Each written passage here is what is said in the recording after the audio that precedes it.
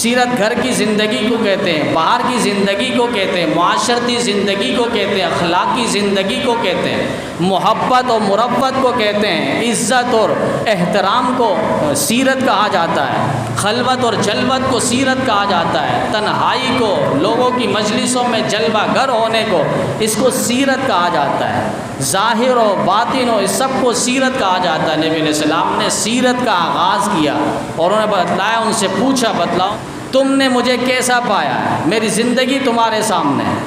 سب نے کہا ہم نے آپ کو سچا پایا، امین پایا، ما وجدنا کا الا صدقا جربنا کا مرارا۔ اے پیغمبر ہم نے آپ کو بار بار آزمایا ہے، ہر بار آزمانے کے بعد آپ کو سچا پایا ہے، امانت دار پایا ہے، دیانت دار پایا ہے۔ پھر اس کے بعد نبی علیہ السلام نے دعوت کا آغاز کیا کہ جب میری سچائیت تم مان چکے ہو، اب میں ایک بات کرنے لگا ہوں، یقیناً تم وہ بات بھی مانو گے۔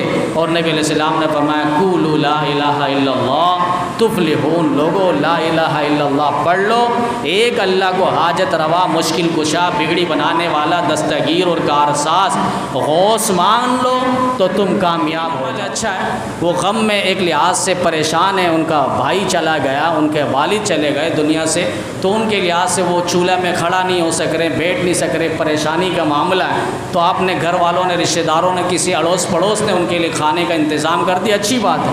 لیکن یہ سوچ بھی نہ ہو، بعض یہ سوچتے ہیں کہ بھائی وہ چولہا نہیں جلا سکتے، آگ نہیں جلا سکتے، جس گھر میں میت ہوئی ہے وہ چولہا نہیں جلا سکتے، یہ بیہودہ رسم اور باتیں ہیں۔ کب میت کو اس کو تکلیف ہو رہی ہوگی، تکلیف کیوں ہوگی؟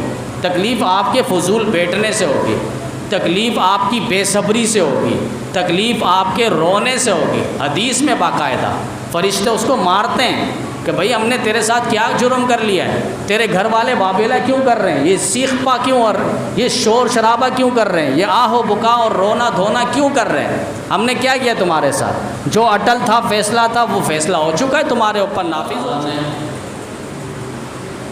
اس انسان کو بے مقصد پیدا نہیں کیا،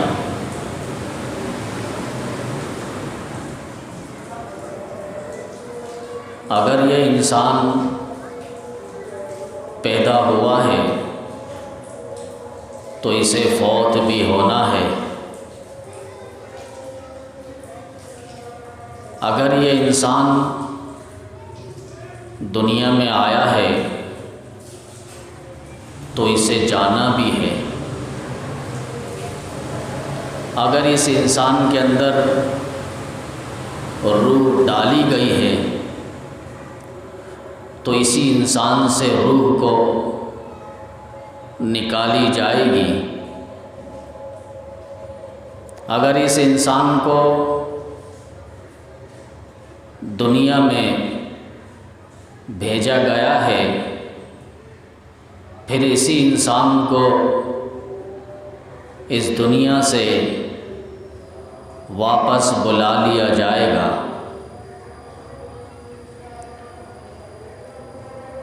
اللہ تعالیٰ نے انسان کو بے مقصد پیدا نہیں کیا، بامقصد پیدا کیا ہے۔ ربنا ما خلقت ھذا باطلا سبحانک فقینا عذاب النار۔ اے ہمارے پروردگار، آپ نے کوئی چیز بیکار پیدا نہیں کی، ہر چیز کی پیدائش کا کوئی نہ کوئی مقصد ضرور ہے۔ انسان دنیا میں آیا، واپس جائے گا، یہ دنیا بنائی گئی، پھر یہ دنیا واپس پلٹ دی جائے گی۔ یوم تبدل الارض غیر الارض، کہ اللہ تعالیٰ اس زمین کو پلٹ کے رکھ دیں گے، اس کو بدل کے رکھ دیں گے اور اس کو تبدیل کر کے رکھ دیں گے۔ تو دنیا میں کوئی چیز بھی بیکار پیدا نہیں کی۔ ربنا ما خلقت ھذا باطلا، ہر چیز کی پیدائش کا کوئی نہ کوئی مقصد ضرور ہے۔ افحسبتم انما خلقناکم، افحسبتم انما خلقناکم عبثا وانکم الینا لا ترجعون، کیا تم یہ گمان کرتے ہو کہ تمہیں بیکار پیدا کیا گیا اور تم ہماری طرف پلٹ کر نہیں آؤ گے؟ یہ خیال دل دماغ سے نکال دو کہ تم بیکار پیدا کیے گئے ہو، بلکہ تمہیں کسی مقصد کے تحت پیدا کیا گیا ہے۔ تمہارا دنیا میں آنے کا ایک مقصد ہے، ایک ضرورت ہے، اس ضرورت کے تحت تمہاری پیدائش ہوئی ہے، تمہاری تخلیق ہوئی ہے اور تمہاری آفرینش ہوئی ہے۔ وَأَنَّكُمْ إِلَيْنَا لَا تُرْجَعُونَ، اور تم ہماری طرف پلٹ کے آؤ گے، تم ہماری طرف لوٹ کر آؤ گے۔ یہ اللہ تعالیٰ فرما رہے ہیں تمہاری پیدائش بے مقصد نہیں ہے، تمہاری پیدائش با مقصد ہے۔ تو انسان کو اللہ تعالیٰ نے کیوں پیدا کیا؟ دو چیز کے لیے اللہ تعالیٰ نے انسان کو پیدا کیا۔ نمبر 1 حقوق اللہ کی ادائیگی، نمبر 2 حقوق العباد کی ادائیگی۔ حقوق اللہ کی ادائیگی، اللہ تعالیٰ کے حقوق، عبادات اور ریاضات، یہ اللہ تعالیٰ کے حقوق ہیں، اس کی ادائیگی کے لیے حقوق اللہ، جو عبادات جس سے منسلک ہے، عبادات جس کے ساتھ منسلک ہے، انہیں حقوق اللہ کہا جاتا ہے، اور معاملات جس کے ساتھ منسلک ہے انہیں حقوق العباد کہا جاتا ہے۔ اور پوری شریعت اسلامیہ کو اگر آپ غور و خوض سے دیکھیں گے تو ان میں 25% صرف عبادت ہے، 25%، اور 75% معاملات ہیں۔ آج ہم 25% کی تو فکر کرتے ہیں تھوڑا بہت، لیکن 75% معاملات، حقوق العباد، اس کو ہم نظر انداز کر دیتے ہیں۔ تو ضرورت اس بات کی ہے کہ ہم حقوق اللہ کے ساتھ ساتھ حقوق العباد کو بھی مد نظر رکھیں اور اس کی ادائیگی کی فکر ہو۔ امام الانبیاء، سرتاج الانبیاء محمد عربی صلی اللہ علیہ وسلم پر جب پہلی وحی اتری اور اللہ تعالیٰ کا پیغام آیا، اور یہ بخاری شریف باب کیف کان بدء الوحی، اس باب کے عنوان کے تحت اس حدیث کو ذکر کیا امام بخاری رحمۃ اللہ علیہ نے کہ امام الانبیاء صلی اللہ علیہ وسلم پر پہلی وحی اتری اور جبریل غار حرا پر آئے، نبی علیہ السلام سے فرمانے لگے کہ آپ یہ پڑھیں، اقرأ بسم ربک الذی خلق خلق الانسان من علق اقرأ وربک الاکرم الذی علم بالقلم علم الانسان ما لم یعلم۔ یہ 5 آیت سب سے پہلے قرآن پاک کی جو اتری ہے، نبی کریم صلی اللہ علیہ وسلم چونکہ انہوں نے پڑھا نہیں تھا، فوراً کہہ دیا ما انا بقاری، میں پڑھا ہوا نہیں ہوں۔ جبریل پھر زور سے کہنے لگے کہ آپ پڑھیے، میں آپ کو پڑھا رہا ہوں، اقرأ بسم ربک الذی خلق خلق الانسان من علق۔ بار کے نبی علیہ السلام غار حرا سے جب گھر کی طرف آئے اور خاتون جنت، پہلی خاتون نبی علیہ السلام کی پہلی بیوی حضرت خدیجہ الکبریٰ رضی اللہ تعالیٰ عنہا گھر پر تشریف فرما تھی۔ نبی علیہ السلام گھر پہ داخل ہوئے تو انتہائی کپکپاہٹ کے ساتھ اور جسم پہ ایک لرزہ طاری تھا۔ نبی علیہ السلام زبان سے کہہ رہے تھے لقد خشیت علی نفسی، لقد خشیت علی نفسی، زملونی زملونی، مجھے چادر اڑواؤ، مجھے کمبل دو، مجھے اپنے آپ سے خوف آ رہا ہے، میں اپنے آپ سے ڈر رہا ہوں، مجھے خوف سا آ رہا ہے۔ چونکہ جبریل کو کبھی دیکھا نہیں تھا، اللہ کی وحی اتری نہیں تھی، سب سے پہلا پیغام اور وحی اتر رہی ہے، اور وحی کا بوجھ وہ انبیاء ہی سمجھتے ہیں۔ تو حضرت خدیجہ الکبریٰ رضی اللہ تعالیٰ عنہا اس موقع پہ نبی علیہ السلام کو تسلی دینے لگی، اور یہ بھی شرائع حدیث نے لکھا ہے کہ امت میں کوئی ہے جو نبی کو تسلی دے؟ حضرت خدیجہ کیسے تسلی دے رہی ہے؟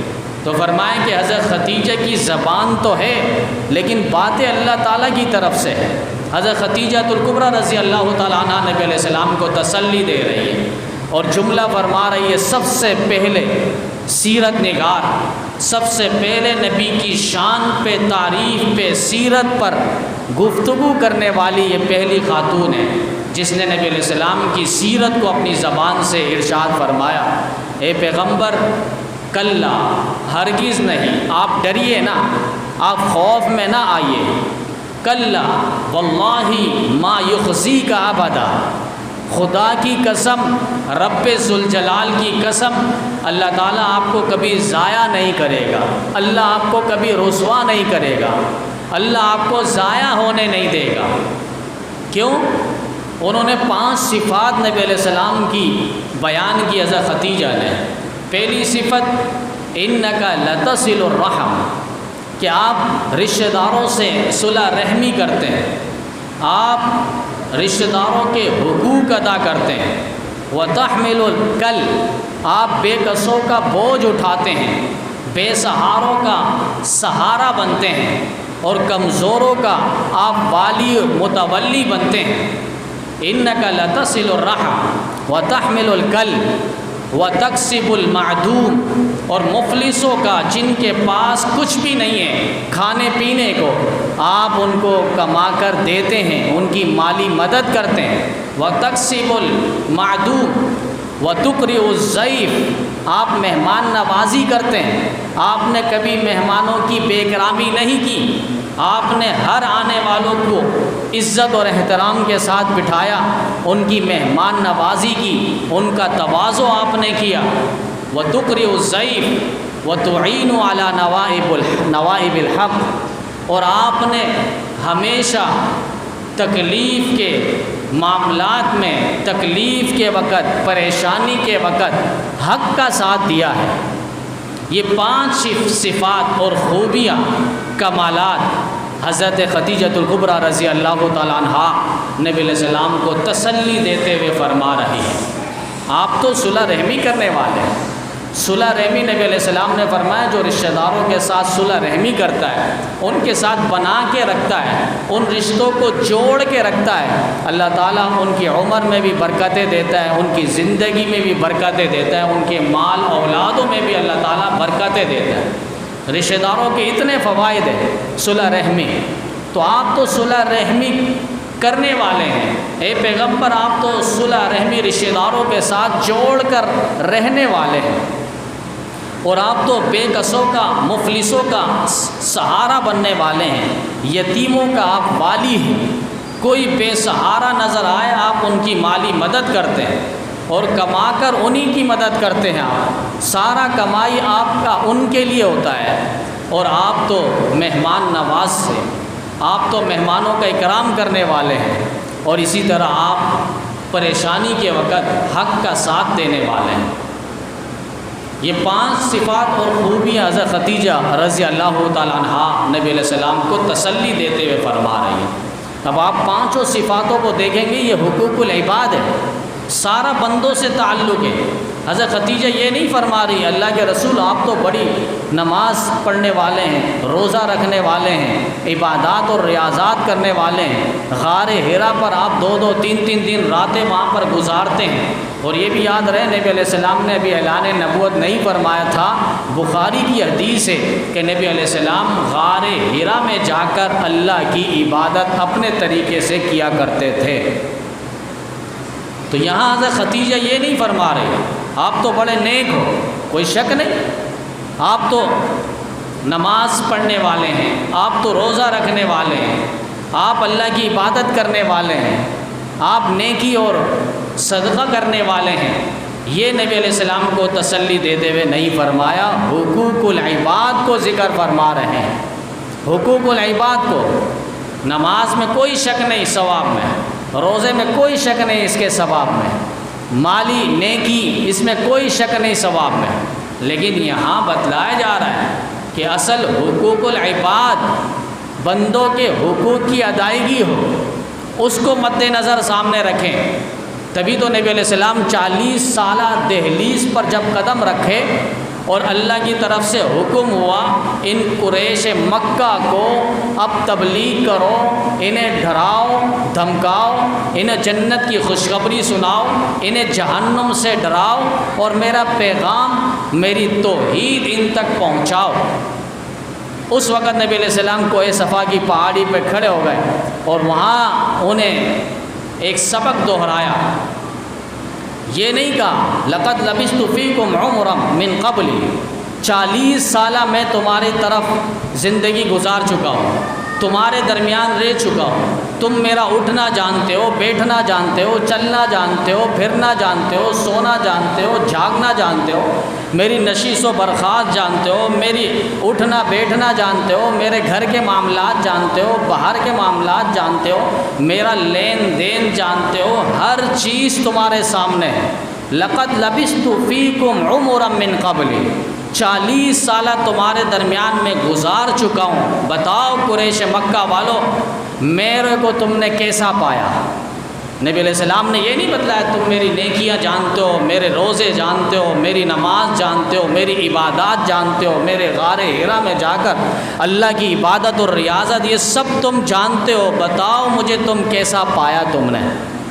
نبی علیہ السلام نے اپنی سیرت کا آغاز کیا ہے۔ سیرت کردار کو کہتے ہیں، سیرت گفتار کو کہتے ہیں، سیرت معاملات کو کہتے ہیں، سیرت گھر کی زندگی کو کہتے ہیں، باہر کی زندگی کو کہتے ہیں، معاشرتی زندگی کو کہتے ہیں، اخلاقی زندگی کو کہتے ہیں، محبت اور مربت کو کہتے ہیں، عزت اور احترام کو سیرت کہا جاتا ہے، خلوت اور جلوت کو سیرت کہا جاتا ہے، تنہائی کو، لوگوں کی مجلسوں میں جلوہ گر ہونے کو اس کو سیرت کہا جاتا ہے، ظاہر و باطن ہو اس سب کو سیرت کہا جاتا ہے۔ نبی علیہ السلام نے سیرت کا آغاز کیا اور انہیں بتلایا، ان سے پوچھا بتلاؤ تم مجھے کیسا پایا، تم نے مجھے کیسا پایا، میری زندگی تمہارے سامنے ہے۔ سب نے کہا ہم نے آپ کو سچا پایا، امین پایا، ما وجدنا کا الا صدقا جربنا کا مرارا، اے پیغمبر ہم نے آپ کو بار بار آزمایا ہے، ہر بار آزمانے کے بعد آپ کو سچا پایا ہے، امانت دار پایا ہے، دیانت دار پایا ہے۔ پھر اس کے بعد نبی علیہ السلام نے دعوت کا آغاز کیا کہ جب میری سچائیت تم مان چکے ہو، اب میں ایک بات کرنے لگا ہوں، یقیناً تم وہ بات بھی مانو گے۔ اور نبی علیہ السلام نے فرمایا قولوا لا الہ الا اللہ تفلحون، لوگو لا الہ الا اللہ پڑھ لو، ایک اللہ کو حاجت روا، مشکل کشا، بگڑی بنانے والا، دستگیر اور کارساز غوث مان لو تو تم کامیاب ہو جاؤ گے۔ اب وہ قریش عربی دان تھے، وہ لا کا معنی جانتے تھے، الہ کا معنی جانتے تھے، الا اللہ کا معنی جانتے تھے۔ وہ کہنے لگے ایسا کیسے ہو سکتا ہے؟ ہم نے اپنے باپ داداؤں سے یہ سیکھتے ہوئے، سنتے ہوئے، دیکھتے ہوئے آئے ہیں کہ وہ تو بتوں کی عبادت کیا کرتے تھے، وہ تو بتوں کے سامنے جبین نیاز کو خم کیا کرتے تھے، وہ بتوں کو مشکل کشا مانتے تھے۔ 360 بتوں کو ہم نے سجایا ہوا تھا، 365 سال کے دنوں کے حساب سے ہم نے بتوں کو سجایا ہوا تھا۔ پریشانی کے حوالے سے ایک بت کے سامنے جھکنا، بیماری کے حوالے سے دوسرے بت کے سامنے جھکنا، اور باہر کے معاملات میں سفر میں جانے سے پہلے تیسرے بت کے سامنے جھکنا، اولاد مانگنے کے لیے چوتھے بت کے سامنے جھکنا، یہ تو ہم نے اپنے آباء و اجداد کو کرتے ہوئے دیکھا ہے، ہم کیسے چھوڑ دیں؟ اجعل الآلہۃ الہا واحدا، ایک اللہ کو مان لے، ایسا کیسے ہو سکتا ہے؟ قرآن میں اللہ نے فرمایا ایک اللہ کو ماننے کو تیار نہیں، وہ کہتے اللہ بھی ہے اور اللہ کے علاوہ بت بھی ہے، ہم سب کو ماننے والے ہیں۔ آج آپ دیکھیں جب آپ کسی کو مسئلہ بتائیں گے وہ مسئلہ نہیں سنے گا، وہ ڈائریکٹ اپنا فتویٰ جاری کرے گا۔ ہم نے تو اپنے باپ داداؤں کو یہ دیکھتے ہوئے آئے، ہم نے اپنے بڑوں کو دیکھتے ہوئے آئے۔ بھئی بڑے جو تھے بتاؤ، وہ شیخ الحدیث تھے، وہ شیخ التفسیر تھے، وہ فقہ کے ماہر تھے، وہ مفتی اعظم تھے، وہ علماء دین کے ساتھ تعلق رکھنے والے تھے، بالکل لنگ دڑنگ فقیر، اور ان سے ہم مسئلہ لے کر آگے چل رہے ہیں۔ یہ تو قریش مکہ کا اور مشرکین مکہ کا طریقہ اور وتیرہ رہا ہے کہ وہ جو بھی کام کرتے تھے اپنے آباء و اجداد کے نام پر ٹھوکتے تھے۔ آباء و اجداد کو ہم نے دیکھا ہے، باپ داداؤں کو ہم نے کرتے ہوئے دیکھا ہے۔ کتنے مسائل ہیں، میت کے مسائل، میت کو غسل دینے کے مسائل، مختصر میت کو غسل دینا ہے، لیکن اس کے اندر اتنے مسائل ڈال دیے گئے اور اتنے طرح طرح کے طریقے ڈال دیے گئے کہ ہم نے تو اپنے آباء و اجداد کو دیکھا ہے، میت کو دفنائیں گے وہاں تک رسومات، پھر دفنانے کے بعد ٹہنی گاڑیں گے۔ بھئی ٹہنی کیوں گاڑ رہے ہیں؟ کہا حدیث میں نہیں ہے نبی علیہ السلام نے ٹہنی گاڑی تھی۔ تو ہم نے بتلایا ہر حدیث پر عمل نہیں ہوتا، ہر سنت پر عمل ہوتا ہے۔ حدیث میں تو 11 شادیاں بھی ہیں نبی علیہ السلام کی، آپ کریں گے؟ پھر حدیث میں تو نبی علیہ السلام آگے بھی دیکھتے تھے پیچھے بھی دیکھتے تھے۔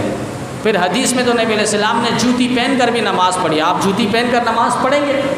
یہ نبی علیہ السلام کے معجزات ہے، اور معجزات انسانی عقل سے ماورا ہے۔ اللہ پیغمبروں کے ہاتھ سے ایسا خرق عادت کام صادر کرتے ہیں کہ سامنے والا دنگ رہ جاتا ہے، یہ کیا معاملہ ہوا؟ نبی علیہ السلام جا رہے ہیں اور 2 قبر کو عذاب ہو رہا ہے، 2 قبر کو، ایک کو چغل خوری کی وجہ سے اور دوسرے کو پیشاب کے چھینٹے سے نہ بچنے کی وجہ سے۔ تو نبی علیہ السلام نے فرمایا کہ ان کو عذاب قبر اس وجہ سے ہو رہا ہے۔ نبی علیہ السلام نے ٹہنی توڑی درخت سے اور وہاں گاڑ دی، اور فرمایا کہ جب تک یہ ٹہنی تر رہے گی، گیلی رہے گی، اس وقت تک ان پر عذاب کم رہے گا۔ اب آپ دیکھیں یہ نبی علیہ السلام کا معجزہ ہے، صحابہ نے نہیں کیا، کسی قبر کے اوپر انہوں نے ٹہنی نہیں گاڑی۔ آپ دیکھ لیں جنت البقیع کی قبرستان کو دیکھ لیں، جنت المعلی کی قبرستان کو دیکھ لیں، جو مکہ اور مدینہ میں قبرستان ہے، ایک درخت کی ٹہنی آپ کو نظر نہیں آئے گی۔ حقیقتاً وہی اسلاف سے جو طریقہ چلا آ رہا ہے، کسی صحابی نے اس پر عمل نہیں کیا۔ نبی علیہ السلام کو دیکھا ہے، ٹہنی گاڑی ہے نبی علیہ السلام نے، لیکن نہیں کیا۔ کیوں؟ نبی علیہ السلام کی ذات کے ساتھ یہ مختص تھا، نبی علیہ السلام کا معجزہ رہا ہے۔ اب نبی علیہ السلام کو تو اللہ تعالیٰ نے بذریعہ کشف اور وحی بتلا دیا ہے، یہ 2 قبر والوں کو عذاب ہو رہا ہے۔ اب آپ مجھے بتائیں کیا ہمیں معلوم ہے اس قبر والے کو عذاب ہو رہا ہے؟ پہلی بات تو یہاں یہ آئے گی، آپ جو ٹہنی گاڑ رہے ہیں کسی کے والد پر، بھائی کی قبر پر، آپ کو معلوم ہے اس کو عذاب قبر ہو رہا ہے؟ یہاں تو کوئی بھی نہیں بولے گا۔ دوسری بات، آپ کو اتنا شرح صدر ہے، اپنی نیکی پر، اپنے اعمال پر اتنا قوی یقین ہے کہ میں ٹہنی توڑ کے اس قبر کے اوپر رکھوں گا، میرے ہاتھ کے ایسے برکات ہیں کہ اس کو پھر عذاب قبر نہیں ہوگا؟ کیا ہمارے اندر اتنا وہ ہے، نیکی اور اثرات اور اعمال کے برکات ہیں؟ وہ تو امام الانبیاء صلی اللہ علیہ وسلم کی ذات عالی ہے کہ جس کھجور پہ ہاتھ رکھ دے وہ کھجور ختم نہیں ہوتی، جس پیالے پہ ہاتھ رکھ لے، پینے کو ایک بندہ پی جائے لیکن 70 افراد پی جائے پھر بھی پیالے کا وہ دودھ ختم نہ ہو۔ یہ تو ہمارے نبی کے معجزات ہیں۔ انگلی اٹھائے اللہ تعالیٰ چاند کے 2 ٹکڑے کر دے، یہ تو ہمارے نبی کے معجزات ہیں۔ وہ پیغمبر جو ہاتھ اٹھائے، ابو ہریرہ کہتے ہیں میرے والدہ میرے لیے رکاوٹ بن رہی ہے، روز مجھے مارتی ہے، پریشان کرتی ہے، تکلیف دیتی ہے، آقا دعا کیجئے میری والدہ کو اللہ ہدایت دے دے، ایمان اور اسلام کے شکنجے میں آ جائے۔ نبی علیہ السلام نے ہاتھ اٹھائے دعا کے لیے، ابو ہریرہ دوڑ پڑے، وہ سوچنے لگے کہ آج دعا عرش پہ پہلے پہنچتی ہے یا میں والدہ کے پاس پہلے پہنچتا ہوں۔ اور یہ کہتے ہوئے دروازے کے پاس جب ابو ہریرہ پہنچے، دروازے میں دستک دی، اندر سے آواز آئی، کون؟ کہا آپ کا بیٹا ابو ہریرہ۔ والدہ نے کہا 2 منٹ صبر کرو، میں نہا لوں، مجھے در اقدس میں تم مجھے لے جانا نبی علیہ السلام کے پاس، اور وہاں مجھے مشرف با اسلام کلمہ پڑھوا کر کروانا۔ ابو ہریرہ حیران، یا نبی نے ہاتھ اٹھائے ہیں اور اللہ تعالیٰ کے عرش پہ وہ دعا پہنچی، میری والدہ کو میرے پہنچنے سے پہلے ہدایت مل رہی ہے۔ یہ تو نبی علیہ السلام کے ہاتھ کے معجزات ہیں، برکات ہیں۔ تو یہاں اگر آپ ان کو فلسفہ بتائیں گے، کوئی مسئلہ بتائیں گے کہ بھئی قبر میں یہ چیزیں نہیں ہیں، آپ پھول ڈال رہے ہیں، 2 دن بعد آئیں گے تو آپ کو پھول کچھ بھی نظر نہیں آئے گا، آپ پانی ڈال رہے ہیں کوئی فائدہ نہیں ہے۔ آج مرنے سے پہلے بھی بڑے حضرات کہہ جاتے ہیں میرے قبر پہ آنا، تھوڑا پانی ڈال کے جانا۔ بھئی آپ ان سے کہیں سورہ یاسین پڑھو۔ پیران پیر شیخ عبد القادر جیلانی رحمۃ اللہ علیہ قربان جائے حضرت کی قدم پر، حضرت فرمایا کرتے تھے قبر میں جاؤ، جب تم قبر کی زیارت کرو تو اسے چومو مت، اسے بوسہ مت دو، اسے پکڑو مت، اس کی برکات نہیں لو، بس اتنا کر لو بل اقرأ شیئا من القرآن الکریم، قرآن کریم میں سے جتنا حصہ تمہیں یاد ہے، سورہ اخلاص یاد ہے، وہ پڑھ کے میت کے لیے ایصال ثواب کر دو، اللہ تعالیٰ اسے ثواب پہنچا دے گا، اس کے لیے راحت کا ذریعہ بنا دے گا۔ تو یہاں یہ ہونا چاہیے، آپ پانی لے رہے ہیں، اس کی جگہ وہ پیسے آپ کسی یتیم کو، بیواؤں کو پہنچا دیں، پھول ڈال رہے ہیں، اس کی جگہ وہ پیسے آپ کسی یتیم کو، بیوہ کو پہنچا دیں، کسی بے کسوں کو اور کسی مفلس کو آپ پہنچا دیں، اس کا ثواب میت کو پہنچے گا۔ یہ پھول ڈالنے سے، اوپر پانی ڈالنے سے اور ٹہنی گاڑنے سے اس سے میت کو کوئی راحت، کوئی سکون نہیں پہنچے گا۔ اب میں کھانا کھا رہا ہوں اور کھانا کھاتے وقت اگر مجھے لقمہ اٹک جائے تو عقل مندی کا تقاضا کیا ہے؟ میں پانی پیوں گا یا دوبارہ لقمہ ڈالوں گا؟ ابھی مجھے لقمہ کی ضرورت نہیں ہے، بھوک ختم کرنے کے لیے لقمہ کی ضرورت ہے، لیکن پیاس ختم کرنے کے لیے اور اس لقمے کو ہٹانے کے لیے مجھے پانی کی شدت اور ضرورت ہے۔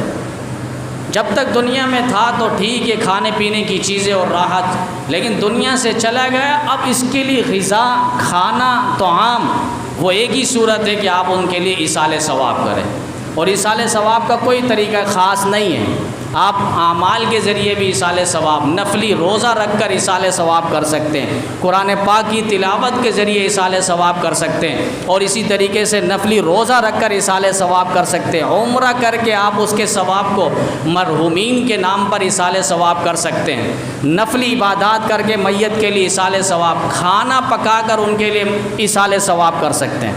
آج ہم نے صرف کھانے کو ہی مد نظر رکھا ہے، بس 3 دن ہو جائے، کوئی انتقال ہو، 3 دن تک ہم انتظار کرتے ہیں، اور 3 دن کے بعد اس کے لیے فاتحہ خوانی ہوتی ہے، اس کے لیے ایصال ثواب ہوتا ہے، اور کھانا پک کر اس کا ایصال ثواب کیا جاتا ہے۔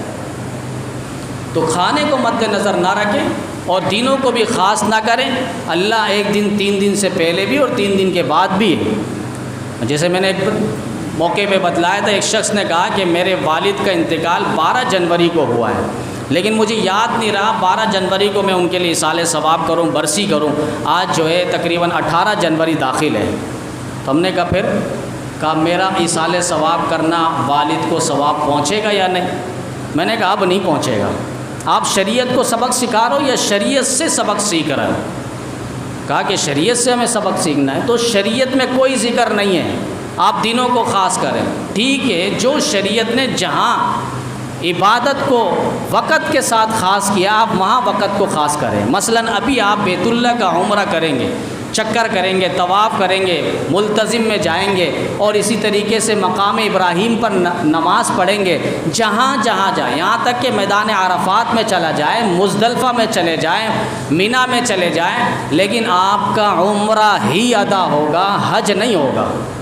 حج کے لیے مخصوص دن ہے، مخصوص اوقات ہے اور مخصوص اعمال ہیں، ان مخصوص اعمال کو مخصوص وقتوں میں، مخصوص دنوں میں آپ نے کرنا ہے، تب جا کے آپ کا حج ہوگا، اور پورے سال میں وہ صرف ذی الحج کا مہینہ ہے، اور ذی الحج کے مہینے میں بھی شروع کے 10 دن کے اندر ہے۔ تو یہاں ہم شریعت کو جو ہے ایک لحاظ سے سبق پڑھا رہے ہوتے ہیں، اب وہ تیجا تو نہیں کہتے ہیں، اس میں جو ہے سوئم کہہ دیتے ہیں، سوئم۔ بھئی آپ جتنا بھی نام چینج کر لیں، ٹائٹل چینج کر لیں، لقب چینج کر لیں، یہ سارا تعلق اور کنیکشن جہاں سے جڑا ہوا ہے وہیں سے اس کا تعلق جا رہا ہے۔ شریعت میں، احادیث میں، فقہ میں اس کا تصور کہیں بھی نہیں ہے۔ حدیث میں تو یہاں تک فرمایا کہ میت کے گھرانے کو کھانا کھلاؤ، یہ نہیں کہ فقہ میں لکھا ہے کہ میت کے گھر سے کھانا کھاؤ۔ اطعام کا لفظ ہے، اطعام اس کا معنی کھانا کھلانا، اور طعیم یطعم اس کا معنی کھانا کھانا۔ وہاں فقہ میں شامی میں در مختار دیگر اور فقہ کی کتابوں میں لکھا ہے کہ آپ میت کو کھانا کھلاؤ۔ ابھی بھی بعض جگہوں میں یہ اچھی بات ہے کہ میت کے گھر میں جو ہے کھانا نہیں کھایا جاتا، پڑوس میں رشتہ داروں میں کھانا وغیرہ پکا کر ان کو پہنچایا جاتا ہے۔ ٹھیک عمل ہے، بہترین عمل ہے، اچھا ہے۔ وہ غم میں ایک لحاظ سے پریشان ہے، ان کا بھائی چلا گیا، ان کے والد چلے گئے دنیا سے، تو ان کے لحاظ سے وہ چولہے میں کھڑا نہیں ہو سک رہے، بیٹھ نہیں سک رہے، پریشانی کا معاملہ ہے، تو آپ نے گھر والوں نے، رشتہ داروں نے، کسی اڑوس پڑوس نے ان کے لیے کھانے کا انتظام کر دیا، اچھی بات ہے۔ لیکن یہ سوچ بھی نہ ہو، بعض یہ سوچتے ہیں کہ بھائی وہ چولہا نہیں جلا سکتے، آگ نہیں جلا سکتے ہیں، جس گھر میں میت ہوئی ہے وہ چولہا نہیں جلا سکتے. یہ بیہودہ رسم اور باتیں ہیں. کب میت کو اس کو تکلیف ہو رہی ہوگی؟ تکلیف کیوں ہوگی؟ تکلیف آپ کے فضول بیٹھنے سے ہوگی، تکلیف آپ کی بے صبری سے ہوگی، تکلیف آپ کے رونے سے ہوگی. حدیث میں باقاعدہ فرشتے اس کو مارتے ہیں کہ بھئی ہم نے تیرے ساتھ کیا جرم کر لیا ہے، تیرے گھر والے واویلا کیوں کر رہے ہیں، یہ سیخ پا کیوں اور یہ شور شرابہ کیوں کر رہے ہیں، یہ آہ و بکا اور رونا دھونا کیوں کر رہے ہیں، ہم نے کیا کیا تمہارے ساتھ؟ جو اٹل تھا، فیصلہ تھا، وہ فیصلہ ہو چکا ہے، تمہارے اوپر نافذ ہو چکا ہے. تو بہرحال ایسے مفتیان پیدا ہو جاتے ہیں جو اپنے آباء و اجداد کا نام لیتے ہیں. یہ مشرکین مکہ کا طریقہ رہا ہے. انہیں جب بتوں سے منع کیا گیا تو کہنے لگے ہم نے تو اپنے آباء و اجداد کو دیکھا ہے، وہ بھی 360 بتوں کو مانتے تھے. اجعل الآلہۃ الہا واحدا ان ھذا لشیء عجیب عجاب. یہ تو عجیب باتیں کر رہا ہے، ایک اللہ کو مان لیں، باقی سب بتوں کو ہم بلا دیں، چھوڑ دیں، ان کی عبادت نہ کریں. ایسا کیسے ہو سکتا ہے؟ لیکن ایسا ہوا ہے. پھر مکہ میں وہ زمانہ آیا، وہ دور آیا کہ نبی علیہ السلام نے پھر 360 بتوں کو پاش کیا ہے اور بتلا دیا ہے عملی زندگی سے نبی علیہ السلام نے کہ اس دھرتی پر اگر کسی کی عبادت ہوگی وہ رب کعبہ اللہ رب العزت کی عبادت ہوگی، اسی کا توحید کا ڈنکا سارے عالم پر بجے گا. تو یہاں حقوق العباد کا ذکر کر رہے ہیں. حضرت خدیجۃ الکبریٰ رضی اللہ تعالیٰ نبی علیہ السلام کی سیرت بیان کر رہی ہے. اور کوہ صفا کی پہاڑی پر نبی علیہ السلام نے جب قریش مکہ کو دعوت دی تو نبی علیہ السلام نے یہ نہیں فرمایا میری نماز تم دیکھتے ہو، میرا روزہ تم دیکھتے ہو، میری عبادت تم دیکھتے ہو، تمہیں معلوم ہے میں غار حرا میں جاتا ہوں، اللہ کی عبادت توحید اور ریاضت بجا لاتا ہوں، تم سب جانتے ہو. یہ نبی علیہ السلام نے نہیں فرمایا. نبی علیہ السلام نے فرمایا میری زندگی تمہارے سامنے ہے. لقد لبثت فیکم عمرا من قبلی، 40 سالہ دہلیز اور زندگی تمہارے درمیان گزار چکا ہوں. تم میرے نشست و برخاست کو جانتے ہو، اٹھنے بیٹھنے کو جانتے ہو، گھر کے معاملات، باہر کے معاملات، معاشرتی زندگی، اخلاقی زندگی، سب تمہارے سامنے. بتاؤ تم نے مجھے کیسا پایا؟ تو سب نے کہا ما وجدنا کا الا صدقا جربنا کا مرارا. بار بار ہم نے اے پیغمبر آپ کو آزمایا ہے اور ہر بار آزمانے کے بعد آپ کو سچا پایا ہے، دیانتدار پایا ہے، امین پایا ہے، امانت دار پایا ہے. اس کے بعد نبی علیہ السلام نے اپنی دعوت اور توحید کا آغاز کیا ہے. حضرت ابوبکر صدیق رضی اللہ تعالیٰ عنہ کے اندر بھی یہ صفت موجود تھی، چونکہ ایک نبی علیہ السلام نے ایک موقع پہ فرمایا کہ اللہ نے میرے سینے پہ جو چیز رکھی میں نے وہ اٹھا کر ابوبکر صدیق آپ کے سینے پر بھر دیے. یہاں نبی علیہ السلام نے دعوت کا آغاز کیا، قریش چاروں طرف سے ٹوٹ پڑے، جو ایمان لاتا ان کے لیے مشکلات کھڑی کرتا. ابوبکر صدیق رضی اللہ تعالیٰ عنہ اکیلے ایک موقع پہ مکہ چھوڑ کر جانے لگے. یمن کی سرحد پہ پہنچ چکے تھے. ابن دغنہ اس وقت جو قریش کا سرداروں میں شمار ہوتا تھا، اس نے یمن کی سرحد میں ابوبکر صدیق کو روک لیا. کہا کہاں جا رہے ہو؟ کہا کیا کریں، مکہ والے رہنے نہیں دیتے.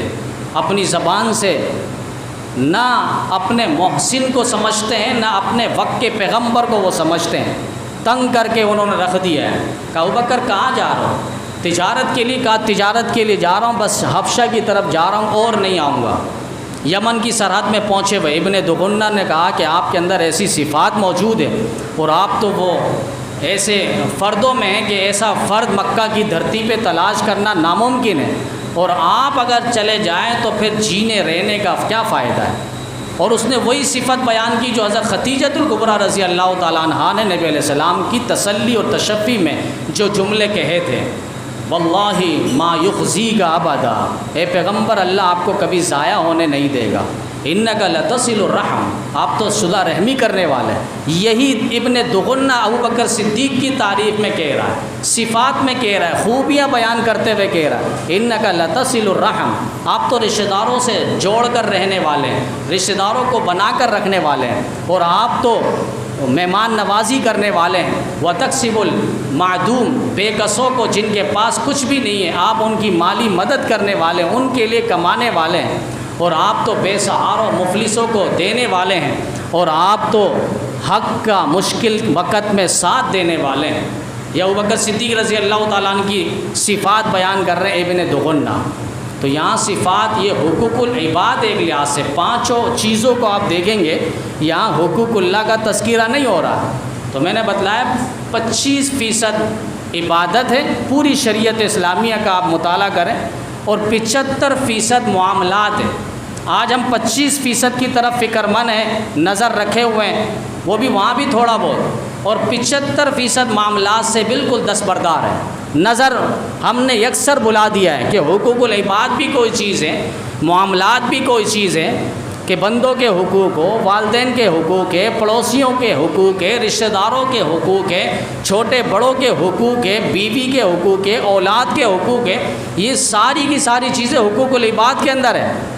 اب آپ دیکھیں، ایک شہید اللہ کے راستے میں گردن کٹواتا ہے، جسم کی چیتریاں اور بوٹیاں کروا دیتا ہے، اللہ کے راستے میں خون کے نظارے اور فوارے نکالتا ہے، لیکن اس کے بارے میں بھی یہاں تک فرمائے یغفر لہ ذنبہ کلہ الا الدین، کہ شہید کی بھی سارے گناہ اللہ تعالیٰ معاف نہیں کرے گا، یعنی الا الدین، سارے گناہ معاف، مگر قرض اگر کسی سے لیا ہے، کسی کا حق لے کر گیا ہے، جب تک وہ حق واپس نہیں کرے گا اور وہ صاحب حق اس کو معاف نہیں کرے گا، تب تک شہید کی بھی مغفرت نہیں ہے۔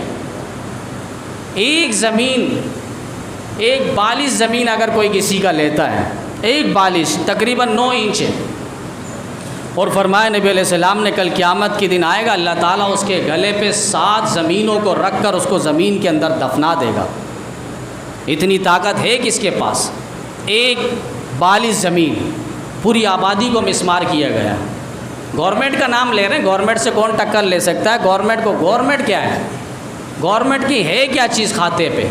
بس گورنمنٹ جو کرے سب صحیح ہے، اس کے سامنے کچھ بھی آئے، مکانات آئے مسمار کر دے، مسجدیں آئے مسمار کر دے، کچھ بھی آئے اس کے سامنے وہ گورنمنٹ کا نام لے کر اور کھاتے اور لیبل لگا کر وہ کچھ بھی کر دے۔ یہ عوام بکھر نہیں رہی ہے، ورنہ انقلاب ان کے ہاتھ پر ہی ہے۔ ان کو ابھارنے والا، ان کو برانگیختہ کرنے والا اور ان کو اٹھانے والا سب سو چکے ہیں۔ کون اٹھائے گا؟ صرف علاقے کے مسئلے کے لیے کوئی باہر نہیں نکلتا، پورے شہر کے لیے اور پورے ملک کے لیے اس کے لیے پھر جگرا چاہیے۔ آپ کے سامنے بنگال کا سامنے واقعہ موجود ہے، وہ ایسے نڈر اور بے باک ہیں جنہوں نے 1 منٹ کے لیے بھی اس کو رہنے نہیں دیا، وزیر اعظم کو۔ ایسے نہیں 400-500 لاشیں لٹکی اور تڑپی ہے، انہوں نے تب جا کے اپنا حق لیا ہے۔ آپ دور نہ جائیں، آزاد کشمیر کو دیکھ لیں، یہ آزاد ایسے نہیں ہو گیا ہمارا ملک، اس کے لیے بڑی قربانیاں دی گئی، اور قائد انقلاب اعظم مولانا فضل الرحمان صاحب نے اسی لیے کیا تھا۔ اب آزادی تو ہم نے حاصل کر لی، اس آزادی کو بھی حاصل کرنے کے لیے ابھی جد و جہد کی ضرورت ہے۔ ہم نے کیا آزاد کر لیا؟ یہ ملک آزاد ہوا ہے، ہر ایک رو رہا ہے، ہر ایک محکمے کا بندہ رو رہا ہے، ہر ایک گلی والا رو رہا ہے، ہر ایک مکان والا رو رہا ہے، ہر ایک پڑوسی رو رہا ہے۔ مہنگائی، کرپشن، لوٹ گھسوٹ، ساری چیزیں اوریانی پر، ساری چیزیں ایک اوج ثریا پر پہنچی ہوئی ہے۔ ہم نے یہ ملک آزاد کر لیا ہے، ایک ہم سے باجا نہیں رکتا۔ ہم تو حکومت کو چھوڑیں، اپنے گھر کی دہلیز کے اندر دیکھیں، اور میں نے پہلے بھی کہا ہے کہ جو باجا بچے بجا رہے ہیں یا لڑکے بجا رہے ہیں، ان کو نہ دیکھیں، ان کے والدین کے کرتوت آپ دیکھیں کہ وہ والدین ہیں، وہ ماں باپ کہلانے کے حق پہ حرام چیز اولاد کو دے دی گئی، حرام چیز، یہ حرام ہے۔ قرآن کریم کے اندر اللہ تعالیٰ نے اس کو شیطان کا عمل قرار دیا ہے، اور احادیث میں نبی علیہ السلام نے یہی تو فرمایا، المسلم من سلم المسلمون من لسانہ ویدہ، مسلمان وہ ہے جس کے ہاتھ سے اور زبان سے دوسرا مسلمان محفوظ رہے۔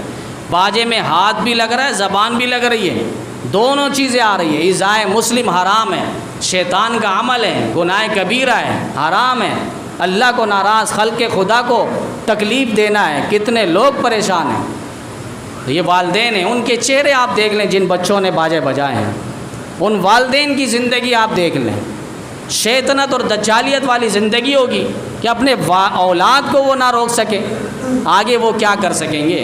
اتنے بڑے فورس سے وہ تھوڑی ٹکرا سکتے ہیں، پھر وہ علاقے میں آئیں گے، جتنا ان کو چاہیے وہ مکانات مسمار کریں گے۔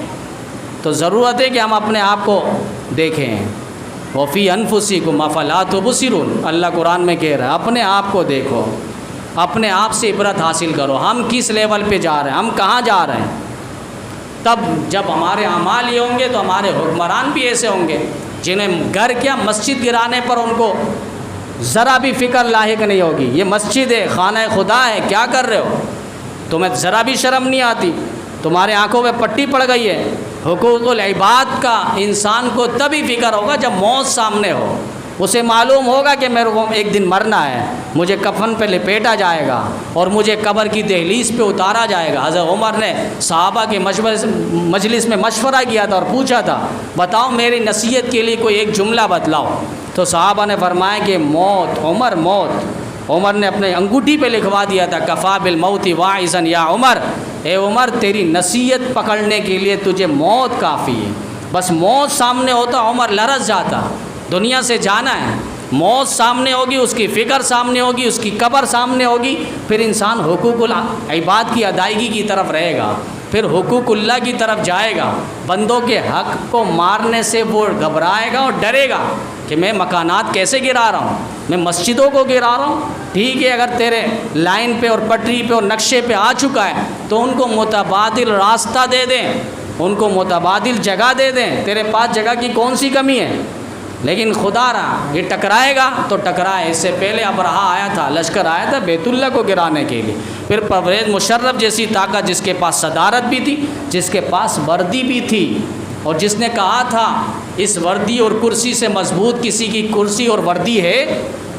18 مسجدوں کو، کئی مسجدوں کو اس نے شہید کیا اور ببانگ دوہل اس نے یہ جملے کہے تھے.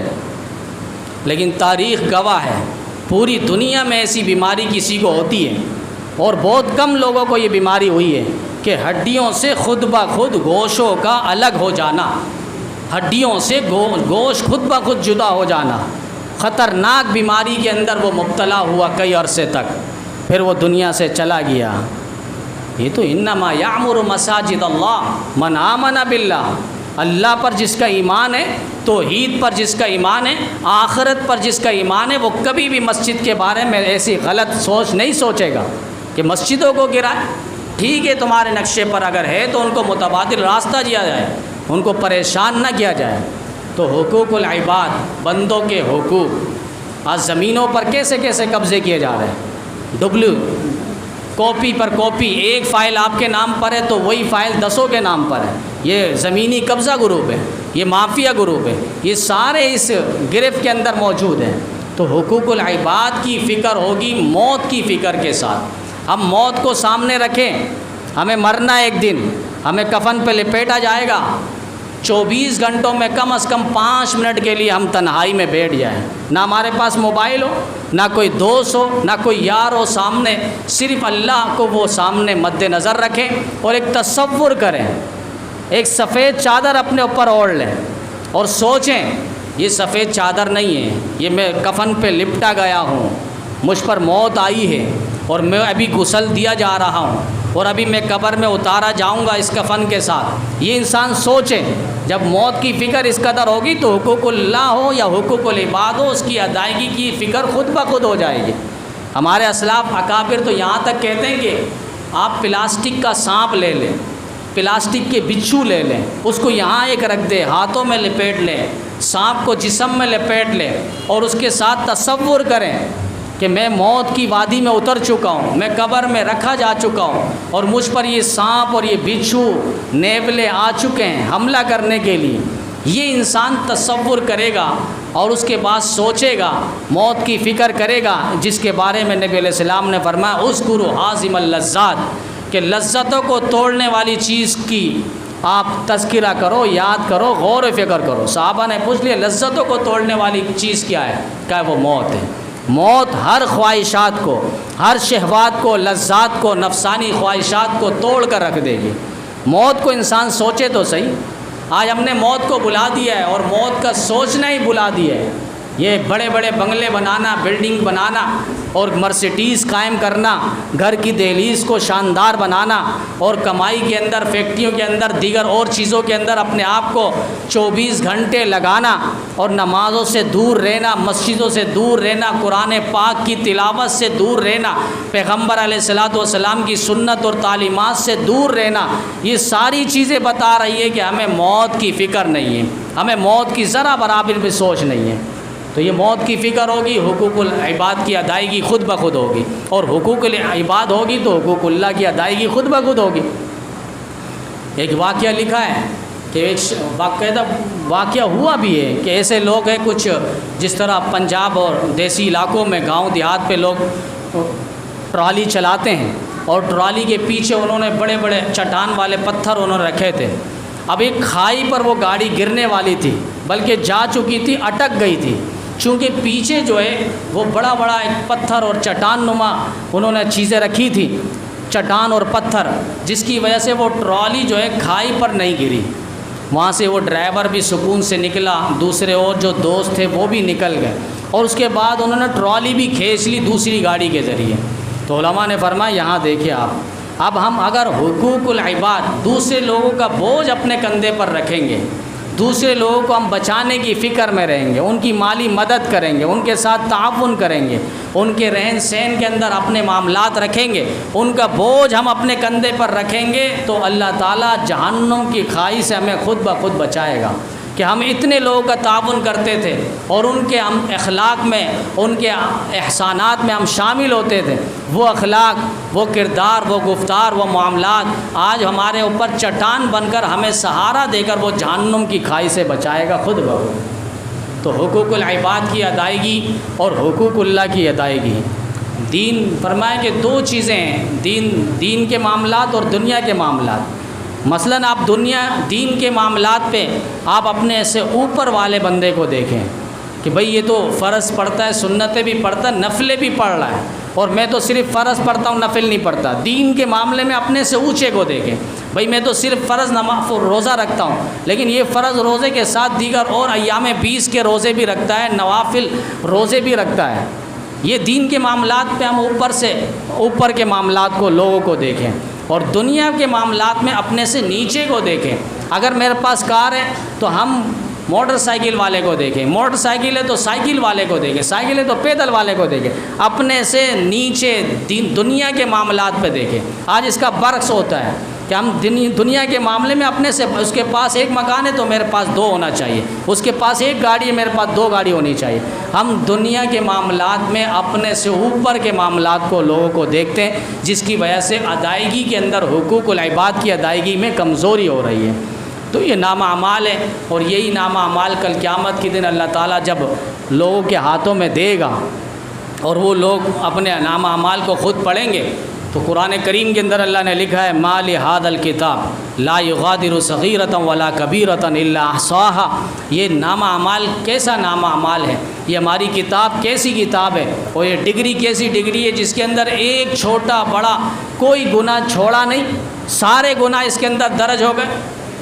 تو یہ حقوق العباد اور حقوق اللہ، عبادات اور معاملات، اس کو ہم صحیح کرنے کی کوشش کریں، اس کو صحیح کرنے کی کوشش کریں.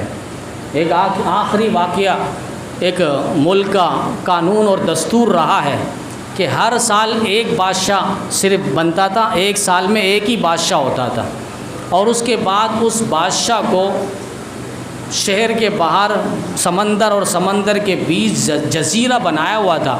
اس جزیرے میں سال پورا ہونے پر اس کو وہاں چھوڑ کر آ جاتے تھے ہاتھ پیر باندھ کر، اور وہاں خونخوار درندے، جانور، چیزیں ہوتی تھی جس کو وہ کھا کر ختم کر دیتے اس بادشاہ کو. ہر سال یہ ہوتا، اور سال کے پہلی تاریخ پہ جو فلاں ایک مخصوص راستہ رکھا گیا تھا جزیرے کے دوسری طرف سے، وہاں سے اگر کوئی شخص باہر سے آتا تو اس کو وہ بادشاہ اپنا بناتے تھے.